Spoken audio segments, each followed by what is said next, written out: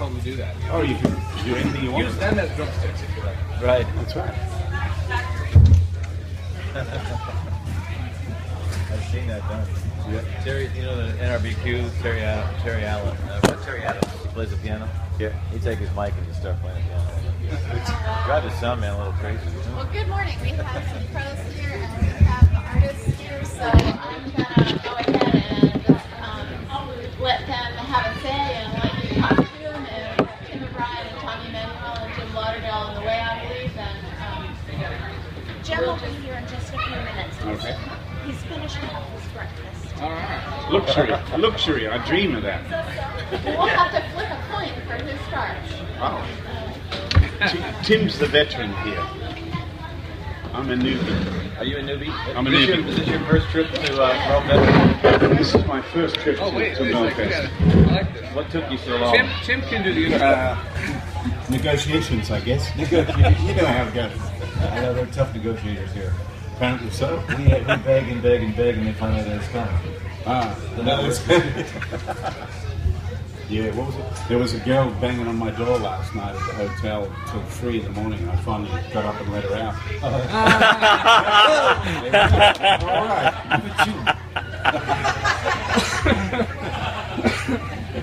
Oh my goodness, that's a good way to start off.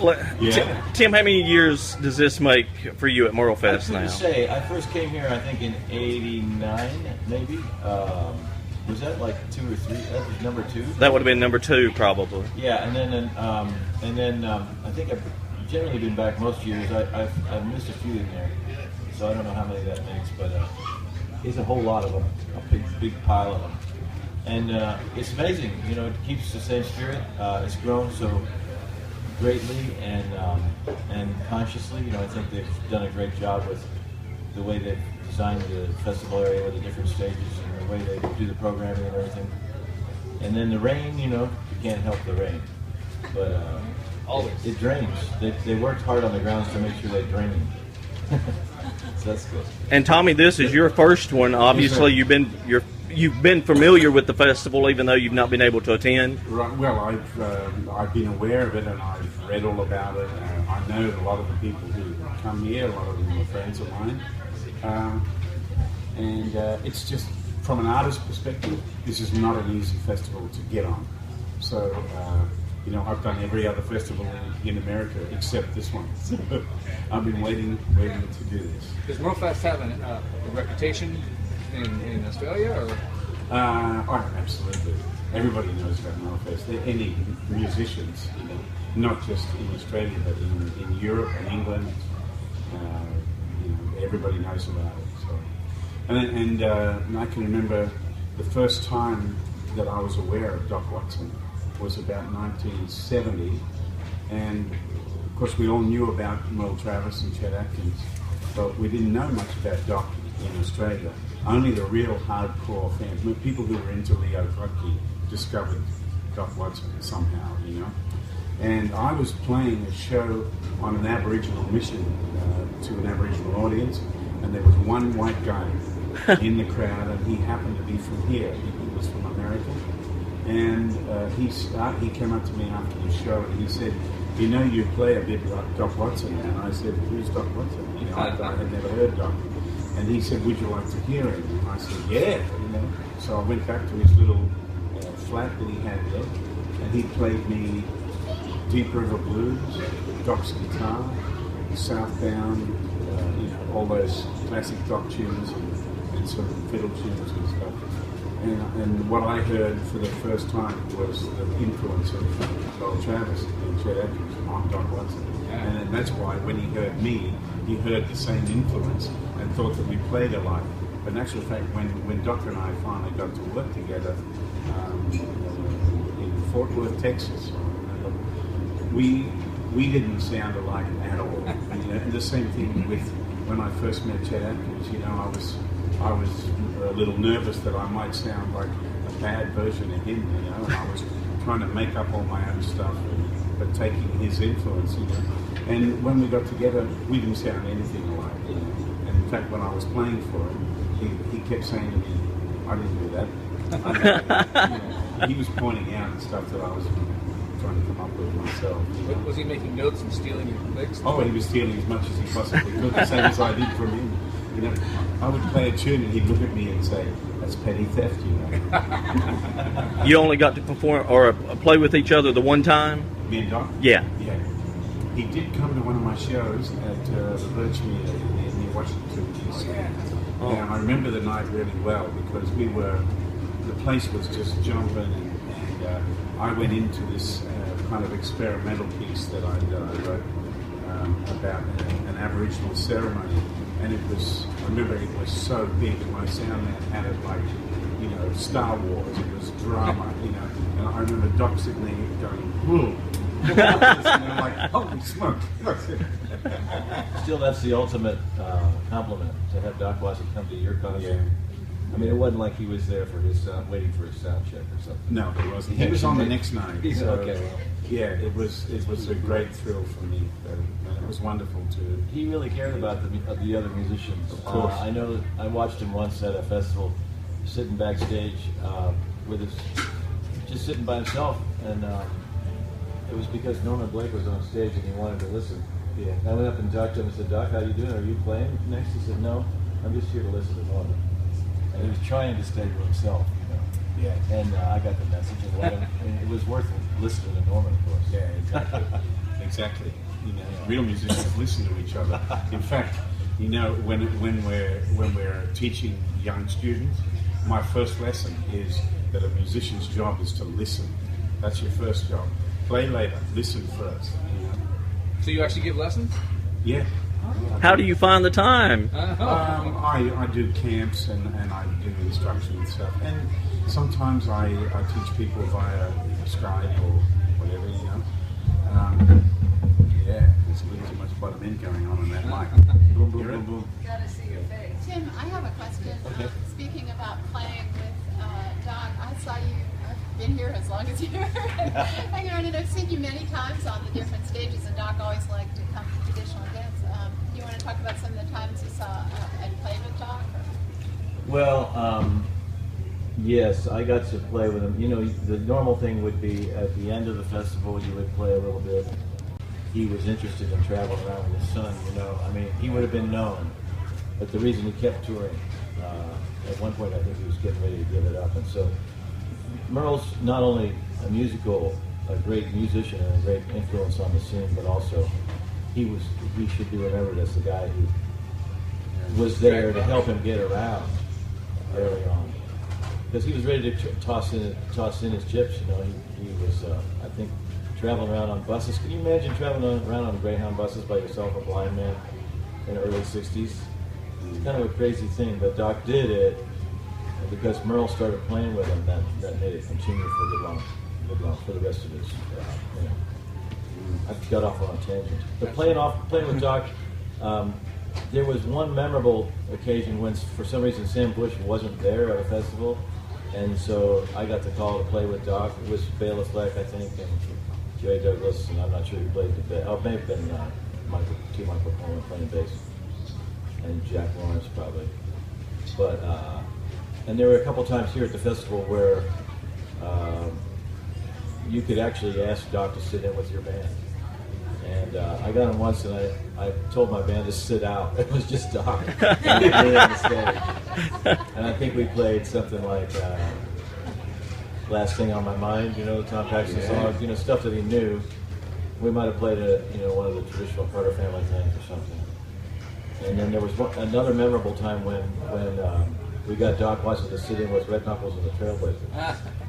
And that's the only time, you know, the audience, you may know that Red Knuckles and the Trailblazers, they were Hot Rise's alter ego, and they dressed up in a different costume to try to fool the audience into thinking it was a different band.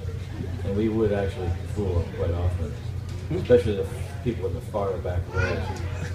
But we always wore sunglasses. So Doc wore sunglasses on stage, which was the only time I ever saw him with dark glasses, which is, I think, a thing that he made a point of never wearing dark glasses. As a blind man, he was very proud about his abilities to, you know, transcend the handicap, and didn't ever want to call attention to it. And he got out, and he had a red satin shirt with a white fringe. And he was playing a guitar that was made as a copy of Jimmy Rogers' Wayman guitar. It had Jimmy Rogers on the fingerboard and everything. And he came out to sing Jimmy Rogers stuff with us, country songs. And he had this big grin on his face, and everybody started laughing as he came and sat down in his chair. And he said, "Why is everybody laughing?" Of course, he had the biggest grin.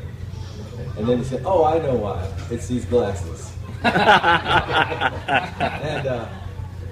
yeah, playing with him was, playing with him was kind of hard to fit in because it was a complete band. It'd be like playing with you. I mean, he was just a complete band, you know. I know Jerry Douglas said that he did a commercial for Blue Jeans, Deep River Blues. They did Deep River Blues. He said, it's kind of weird playing with him because I didn't know how to fit in. It was all complete there. Yeah.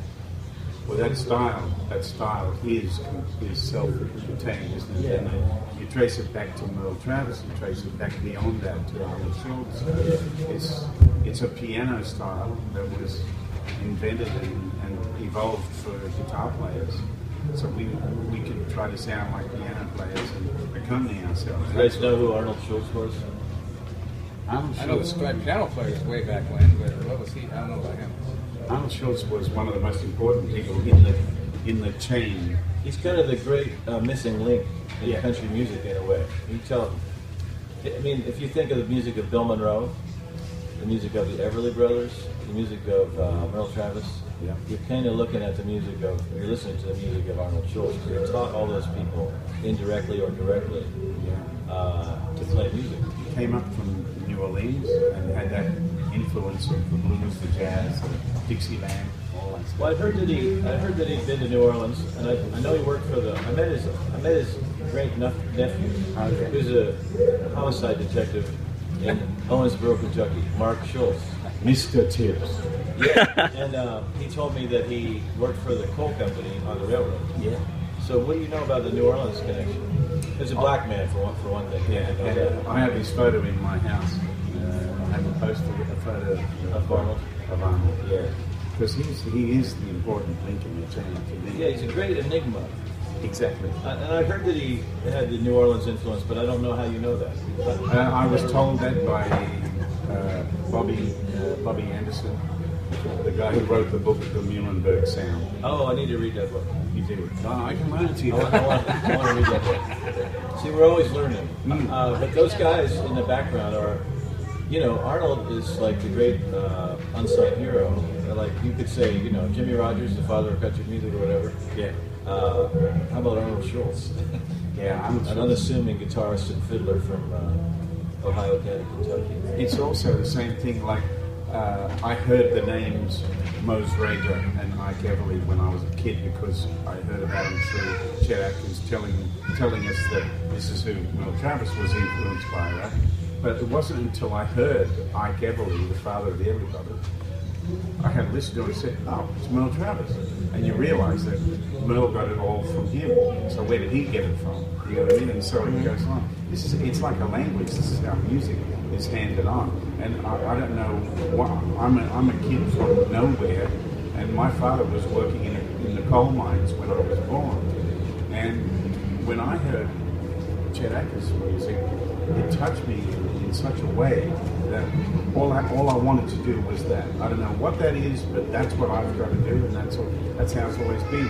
But then I traced it back when I heard Travis a little later. So I heard Chet first, then I heard Travis, and then I got fascinated by the history of this music, And there are certain things, like when you try to teach young people that, this is how Merle Travis would have played it. And when you're actually demonstrating, you're realizing, oh my God, it's so different from this way of doing it. How did he come up with that, How did he get that particular sound? He has a definite sound, and it's the way that he interprets the melody, but although it's kind of honky-tonk.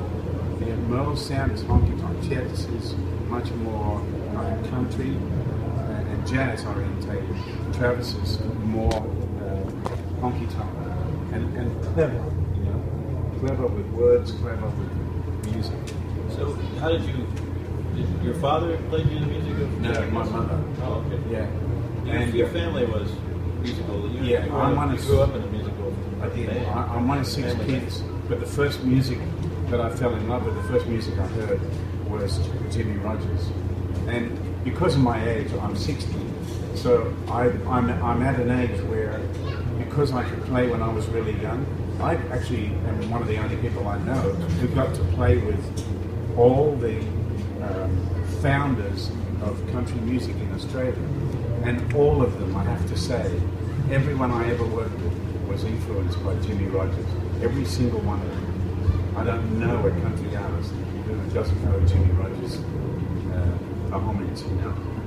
And we all learned the song. We all learned T for Texas, Waiting for a Train, Miss the Mississippi and You, My Carolina Sunshine Girl. We all learned the same songs, you know. And then Hank Williams came along and wow, blew the roof off it. And so my first influence was Jimmy, then Hank Snow, Hank Lachlan, Jim Reeves, you know, all those people, everybody. I listened to everybody. And then Buck Owens and Mel Haggard came along and Evans and saved us in the 60s with good music. You talk about listening, and obviously, I guess then you were listening to records and cassette tapes later on. And the radio. I've watched quite a few of your videos that you've done where you've talked to fans and that kind of thing. How has technology now, Skype and Periscope and this kind of things, really helped you expand your artist base? Well, I had no idea. I'm a caveman, you know. I didn't even get a computer until about 1998 or something. That's when I got my first computer. So I was a late bloomer in that area. And I knew nothing about the dynamic of YouTube and things like that, right? I only found out about it because I moved to England and my agent was in Holland, and he put together a tour for me, and my first show was in Stockholm in Sweden, a place I'd never played in my life. And he rang me and he said, they want to do a second show. Can we do a 7 o'clock show and a 9:30 show? I said, why? And he said, because the first one sold out in about 10 minutes. And I said, what? I've never been there. And I thought he was talking about a venue as big as this 10, right? Right. 100 people or something. I said, how big is it? He said, it's 650. And I said, oh my God, this is unbelievable. How does this happen? He said, I don't know, but they want a second show. So we put it on, bang, it sold out. So I got into Stockholm, and I was doing my sound check, and there were people already hanging around outside the theatre. What's going on here, you know? And I went out and I talked to these people, and they were so enthusiastic. I thought, shit, it's like being Elvis for me. It was strange, right? So I asked them, and they all said the same thing. Oh, we see you on YouTube. And I had to, like a dummy, say, What's YouTube? and then when I eventually, someone showed it to me, there was a video of me in a club in England that had more than 2 million views, and I'm like, I didn't even know about it. Mm-hmm. Yeah. So for me, it's been wonderful, and now, you know, I want to look at other people and learn from it. That's how I get inspired. I listen to other players out there, guitar players, mandolin players, piano players, singers, songwriters, everything. I'm out there listening the same as you are. I'm hungry for knowledge the same as you are. Coming back to your style of playing, when you do play with other people, how do you dial it back so that they can fit in? It's easy. You just listen to what they're doing and fit in, you know. It's only, what drives me crazy is if I give someone who I've never met before in my life, they talk me into letting them play with me, and I get up, and then they just play all over me because they're so excited. Right. They don't think just cool, we're playing together. Let's listen to each other. They're so excited they get up there, and so I virtually play nothing, one note or something, and okay, go, you know. And you know, when I get up to play with somebody else, the first thing I do is listen to what everyone's doing, and you know. Last night when I jammed with the band, they asked me to play one song with them. All I did was went da da da da da da, because it was just right with what the drummer, the bass player were doing. They didn't need me playing a bunch of stuff. There was already 3 other people doing that. You know, you have to use your brain. You know, when you're young and enthusiastic like I am, you know, I've done enough of playing all over everything. I did all that when I was young. You know, when you're young and you're trying to get going and make a career and get yourself out there, you've got to come out with your guns blazing and try to make an impression in the first 3 minutes when someone's never seen you before. You've got to slap people around and say, here I am, if you've got something to say. If not, then you better do it a different way, you know. And so, you know, I always try to pick the right song to start with, and I always try to let people know how much I appreciate being where I am. How do you decide what to start with? I mean, whenever I hear you play, biggest decision, brother. Well, it's a big one, and whenever I hear you play, I realize you've got a lot there to offer. Like you say, you could be playing a lot more than you do play. Well, it's very well ordered. Yeah, I always. You're very clear. Your statement is very clear from the get-go. Well, it has to be. It's you know where you're going, and you get there with no problem. So how do you? That's a compliment. That's really hard to do. It's really hard to do. It's something that you learn. But how do you decide? You learn by one? your mistakes, and I'll tell you how I learned. By being so damn gung-ho and enthusiastic, coming out there and just like my heart almost exploding with excitement for the audience. And I've started a song and it's way too fast. And then all my instincts go, hey, you're not going to make it through the bridge. You better slow down. You know? And it's just like childlike enthusiasm. It's the same enthusiasm that I've always had since I was a kid. And you have to harness that. When you get older, it's like it means that much more to you that every bit of what you do, when the clock starts, every bit has to be as good as you can get it. Do you make a set list for each show? No. I try not to do that, but sometimes, you know, like today, for instance, I've been told I'm playing 45 minutes.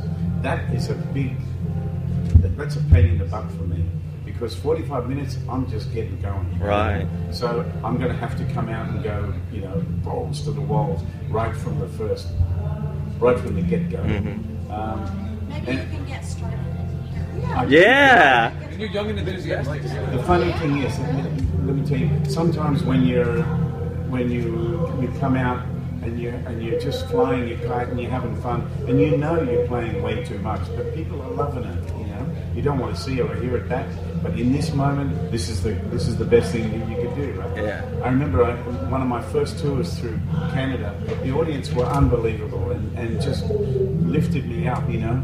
And a guy wrote to me through my management saying, Tommy, we just wish you'd slow down a little and just take it easy. Play more ballads, you know, because, you know, it's just too full on. So I took this on board and I thought, okay, next time I go back to Canada, I'm just going to be a little more. So I came out to my show in Montreal and I opened the show with a ballad, you know, and the audience loved it. And I thought the show went really well. Well, the guy wrote back saying, I don't know what's wrong with Tommy, he just doesn't have the energy. And therein lies the lesson. The formula for failure is trying to please everybody. Yeah. So you just got to play what you feel today, and that's it, you know. And once you've played it, it's gone. You know. Unfortunately, millions of people watch it on TVs or on their computer. So you have to be aware of that. But all my mistakes are out there for the world to see, and all the good bits I hope are there as well. So it's just how it is, you know. And when your greatest desire is to be as consistent as possible. That's the bottom line, isn't it? Yeah, you just try to do. You have to just be yourself and do the best you can for yourself. Exactly right. So how did you learn this stuff without having YouTube at the time? You know. Just being around people who were kind enough to point things out, you know, folks who've been there before me. I've always been a people watcher, and when I was a little kid, the people that I loved were people like Bob Hope, people who said things with timing that was just immaculate, you know. And I watched that, and hosts of shows who were consistently funny, you know. What are they doing? I was watching, observing them, and seeing them set up the joke and all that kind of stuff, you know. And so I tried to steal as much as that as I possibly could, you know. listen, if Jim Louderman turns up, tell him to get the hell out. Jim, come and join us. My very good friend in radio. You know, Jim went for a job in radio one time. It's true, isn't it, Tim? Yeah, and but they told him he was too tall. That's right. Hi. Hello. Hi. Good morning, everybody. Listen, I apologize. I somehow missed the deal memo about the press conference. So I apologize. And luckily, I got the call. I was just about to go to bed. So, I'm kidding. But, yes, next question. When's the last time? None of the three of y'all have ever performed together at the same time, have you? No, but we did stay last night at a Holiday Inn Express. No, we haven't. And you know, one of the cool things about MerleFest is how you meet folks here that lead to future collaborations. That I really credit MerleFest with how I got started with Ralph Stanley to record, because I had done I'd done 2 songs with them, one on one of my records and one on his. But then when I came here, the first time when I got here and I walked into the dressing room, they said, "Oh, good, you've got to go on. 2 is sick," and that was Ralph's son. So it was one of those nightmare situations that could have been like, this could be a disaster. But after that, then I asked Ralph to record with me, and then with Dawn of the Buffalo, they paired us up, and then we went on to do a record, and I play with them many times in the year and get to rejoin them here at MerleFest. And then, so, you know, rubbing shoulders with giants like these, it's really, it's great. I mean, it's like, what could be better? Outside an Italian restaurant, I said, I'm going to put a piece of paper on it so he doesn't get a ticket, because the guy was looking around at the cars, you know. And I admire guys like that so much, and I'm trying to learn as much as I can from them. And you know, I was there that time when I got that ticket. You got a ticket? Yeah. Actually, I got pulled up by the police yesterday. I didn't know they were allowed to drive that fast. The policeman, you know, got out of his car, staggered and weaved his way over to my car, and put his head through the passenger side window, which was a shame because I hadn't wound up.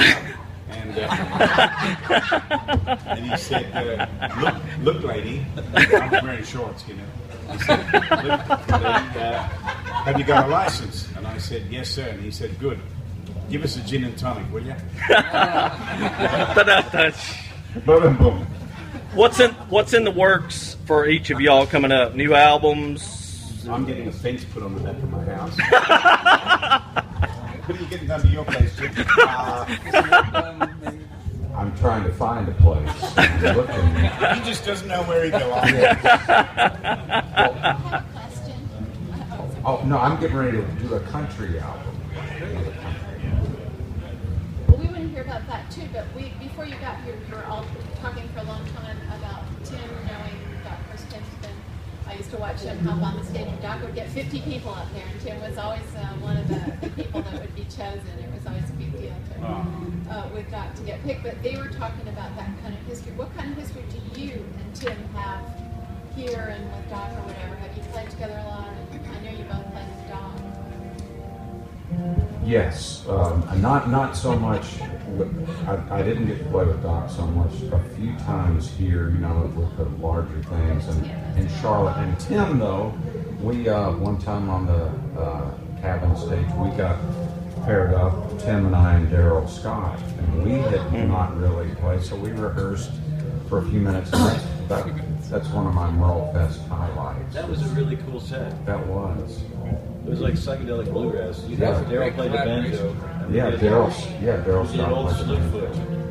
Yeah, what? It's Slipfoot. I was It was an going old to say, what slip, did you yeah. play? We did kind of invent psychedelic bluegrass that night. It was the phrase was coined at MerleFest. And it just the effects took all over. Right? Yes. Tim, do you have any projects coming up? I'm working on a project of my hero a guy named J.D. Hutchison. He's from the great state of Ohio, and I learned a lot about bluegrass and country music and just music and life in general from him. He's now 75, and he's sort of putting out his first record on a national level. Wow. And he's a great songwriter. So I'm getting ready to get that thing going. You're producing it? Yeah. But you just finished a personal new one. I mean, you have a Yes, I have a new one. I have one that came out just a little while ago called Pompadour. Yeah, I was going to say, And I know on it. a nationwide, international tour to teach people what pompadours are. Because in England and Ireland, they thought it was this type of a dog or maybe a pasta dish. And so I'm trying to correct that imbalance.